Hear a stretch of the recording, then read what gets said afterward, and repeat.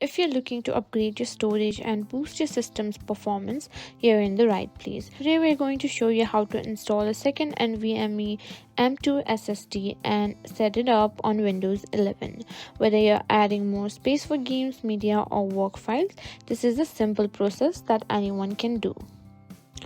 Now, before we dive into the installation, safety first. Shut down your PC, unplug all the cables, and switch off the power supply.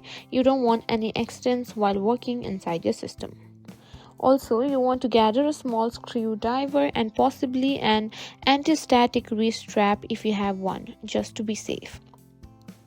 Next, open your PC case. If you're working in a cramped space, you might want to remove your case's side panel to get a better view and access to the motherboard. Now, we need to find an available M.2 slot on your motherboard. Most modern motherboards have at least one or two M.2 slots. This is where we're going to install your second.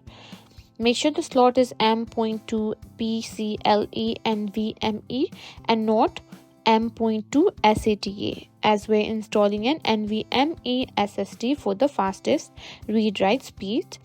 Now take your SSD and carefully align the notched end with the M.2 slot on your motherboard.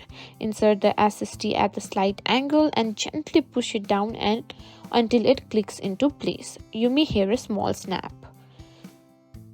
Next, you'll need to secure the SSD in the place by using the small screw that came with your motherboard.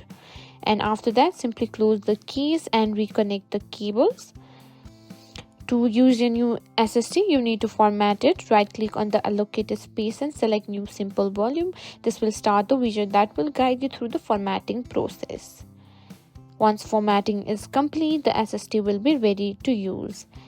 And that's it. That's how you install and set up a second NVMe M.2 SSD in Windows 11. If you found this video helpful, don't forget to like, share, and subscribe to our channel.